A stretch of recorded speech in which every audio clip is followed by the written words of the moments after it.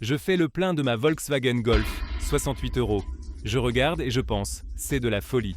Je fais des calculs rapides, 4 pleins par mois, 272 € mensuels, 3264 € par an, rien qu'en essence. Et là, j'ai décidé de faire une expérience. Une expérience que les pétroliers ne veulent pas que tu fasses. Pendant 6 mois, j'ai appliqué 7 techniques spécifiques. J'ai documenté tout, chaque plein, chaque litre, chaque euro. Résultat final, consommation baissée de 8,2 litres à 4,9 litres pour 100 km, une réduction de 40,2%. Économie annuelle, 1306 €. 1306 € qui ne vont plus dans les poches de Total, BP ou Shell. Aujourd'hui, je vais t'enseigner exactement ce que j'ai fait, étape par étape, sans trucs bizarres, sans modification illégale, seulement des techniques qui fonctionnent et que tu peux commencer à appliquer dès demain. Et reste jusqu'à la minute 7 parce que la technique numéro 6 est la plus puissante. À elle seule, elle peut réduire ta consommation de 18%. Et elle est tellement simple que tu vas être en colère de ne pas l'avoir appliquée avant. Avant de commencer, contexte important. Ma voiture est une Golf 1.5 TSI de 150 CV, essence, manuel. Année 2020. Je fais 75% ville, 25% route. Basiquement, le profil de conducteur moyenne en France. Si ta voiture est différente, les pourcentages exacts varieront, mais les techniques fonctionnent pareil. Et abonne-toi si tu veux arrêter d'offrir ton argent aux pétroliers. C'est parti. Technique numéro 1. Pression des pneus. Optimiser. Ça semble évident, mais personne ne le fait bien. Janvier 2024, avant l'expérience, je vérifie la pression. Pneu avant gauche, 2,0 bar. Avant droit, 2,1. Arrière, 1,9 et 2,0.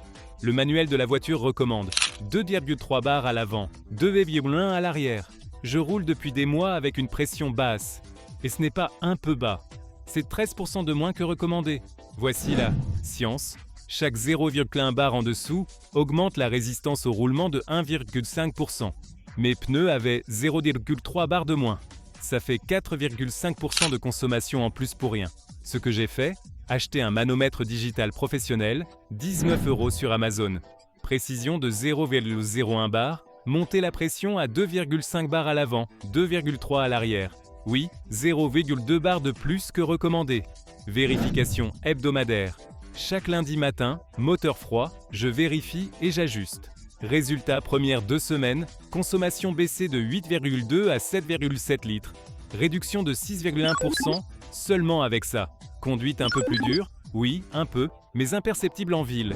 Et sur autoroute, zéro différence. Coût, 19 € une fois. Économie annuelle, 188 €. Technique, numéro 2. J'ai éliminé le poids inutile.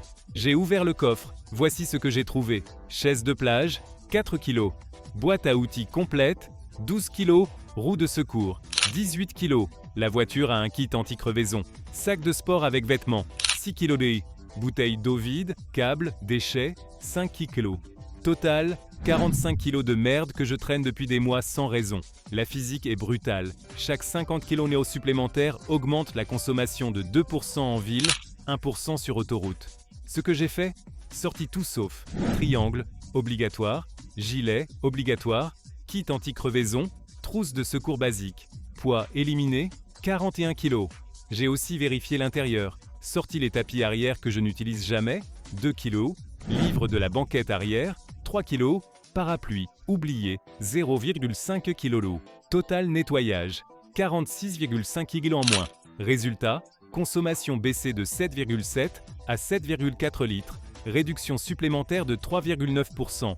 Et bonus inattendu, la voiture accélère mieux. Elle se sent plus agile. Évidemment, elle pèse 50 kg de moins. Coût, 0. Seulement 20 minutes de nettoyage. Technique. Le 3.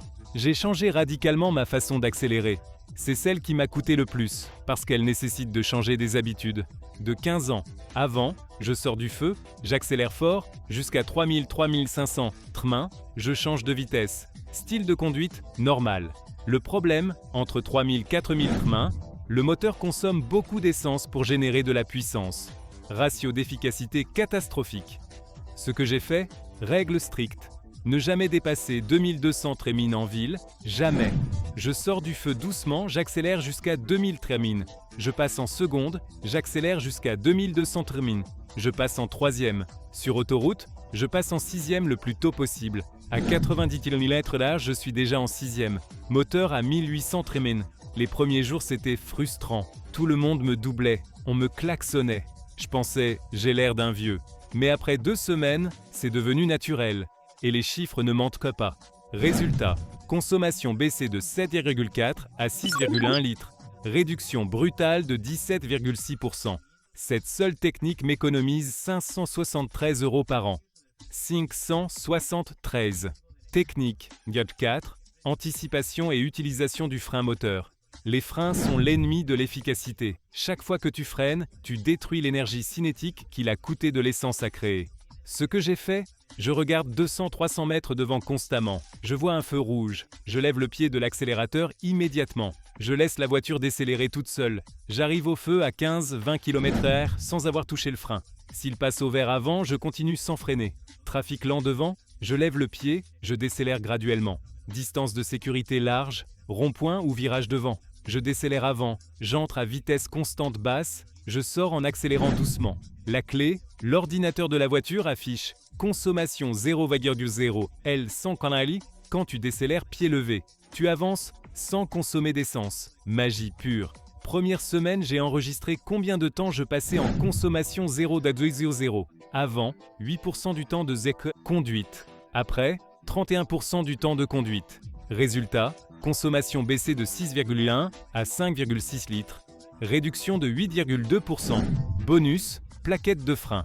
Avant, elles duraient 40 000 km.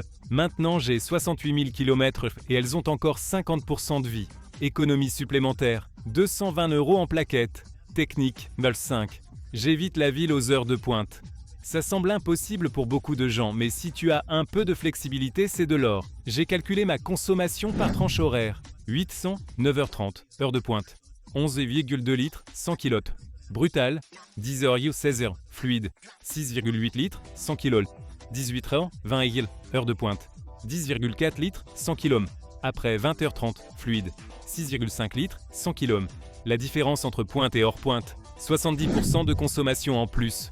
70%. Pourquoi? Démarrage et arrêt constant. Moteur au ralenti dans les embouteillages. Première et deuxième vitesse tout le temps. Ce que j'ai fait, réorganiser les horaires. Je sors de chez moi à 9h45 au lieu de 8h30. Je travaille jusqu'à 19h30, je sors à 20h15. Course et démarche, toujours entre 11h, 16h, gym, 6h ou 22h. Jamais 19h. Ce n'est pas toujours possible. Mais quand je peux choisir, je choisis un horaire de faible trafic. Résultat, consommation baissée de 5,6 à 5,2 litres. Réduction de 7,1%. Technique, 6, fenêtre fermée, plus. Climatisation intelligente. Celle-ci est polémique, mais les chiffres ne m'en manquent pas. Mythe populaire, la climatisation consomme beaucoup d'essence. Mieux vaut les fenêtres ouvertes. Faux, à partir de 60 km/h, les fenêtres ouvertes génèrent une résistance aérodynamique qui consomme plus que la climatisation. Ce que j'ai fait, ville, moins de 50 km/h, fenêtres ouvertes, clim éteinte. Route, plus de 60 km/h, fenêtre fermée, clim en mode éco à 23-24 degrés C. Et voici l'astuce que personne n'applique. Pré-refroidissement. Avant de démarrer en été, j'ouvre toutes les portes 60 secondes. Je laisse sortir l'air chaud. Ensuite, je ferme, je démarre, clim à fond 2 minutes pour refroidir rapidement. Puis je baisse en mode éco. Ça évite que le compresseur travaille au maximum pendant 10-15 minutes en consommant de l'essence comme un fou.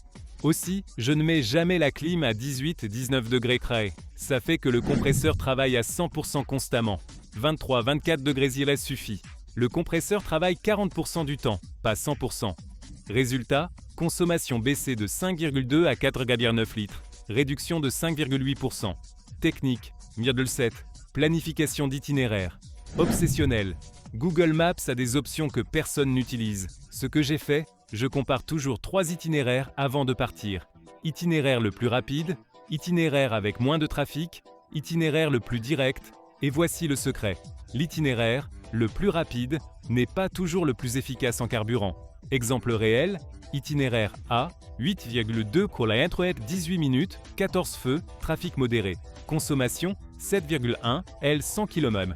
Itinéraire B, 11,5 km, 22 minutes, 3 feux, route, périphérique. Consommation 5,4 L 500 km. L'itinéraire B est 40% plus long, mais consomme 24% moins. Dans un trajet quotidien pendant un an, c'est 180 € d'économie. J'utilise aussi Waze pour éviter les embouteillages en temps réel. Un embouteillage de 10 minutes peut faire grimper la consommation à 15 L 100 km. L'éviter vaut n'importe quel détour. Résultat supplémentaire, en combinant tout, j'ai maintenu la consommation à 4,9 litres de façon constante. Résultats finaux, après 6 mois, janvier 2024, avant. 8,2 les 100 km, juillet 2024, après. 4,9 L 100 km, réduction 40,2%. Dépenses mensuelles, avant 272 €. Dépenses mensuelles, après 163 €. Économie mensuelle, 109 €. Économie annuelle, 1000 306 €. En 5 ans, c'est 6 530 € qui ne vont pas à Total. En 10 ans, 13 060 €. Avec cet argent, tu peux t'acheter une voiture d'occasion correcte. Et voici la partie que les pétroliers détestent. Si 1 million de Français faisaient ça, les pétroliers perdraient au 1306 millions d'euros par an. C'est pourquoi tu ne verras jamais de campagne enseignant ces techniques. Ils gagnent quand tu conduis mal, quand tu accélères brusquement, quand tu as les pneus sous-gonflés, quand tu roules aux heures de pointe. Ton inefficacité est leur bénéfice. Maintenant, le plus important, est-ce que ça a affecté ma vie ? Honnêtement, les 15 premiers jours étaient bad, bizarres. Conduire plus doucement semblait lent. Sortir plus tard m'a obligé à me réorganiser. Mais après 1 mois, c'est devenu normal. Maintenant, je conduis comme ça sans y penser. Et les bénéfices secondaires, moins de stress. La conduite anticipée est relaxante. Moins de panne. Moteur, frein, pneus durent plus longtemps. Voiture plus silencieuse. Régime bas égale moins de bruit. Satisfaction mentale. Savoir que j'optimise, que je ne gaspille pas. Ton plan d'action pour commencer, demain. Étape 1, achète un manomètre digital. Ajuste la pression aujourd'hui, même. Étape 2, nettoie le coffre ce week-end. Sors tout ce qui est inutile. Étape 3, la semaine prochaine, pratique un accéléré que jusqu'à 2200 T6 toute la semaine. Étape 4, la semaine suivante, ajoute l'anticipation. Regarde 300 mètres devant constamment. Étape 5, mesure ta consommation. Note chaque plein, litres, kilomètres parcourus, consommation moyenne. Après 1 mois, compare. Si tu as baissé ne serait-ce que de 15%, tu économises déjà des centaines d'euros par an. Et dis-moi en commentaire, quelle est ta consommation actuelle ? Combien dépenses-tu par mois en essence ? On va comparer les chiffres réels. Mets un like si tu vas appliquer ça. Partage avec quelqu'un qui se plaint du prix de l'essence, mais conduit comme un fou. Arrête d'offrir ton argent aux pétroliers. Prends le contrôle, à bientôt.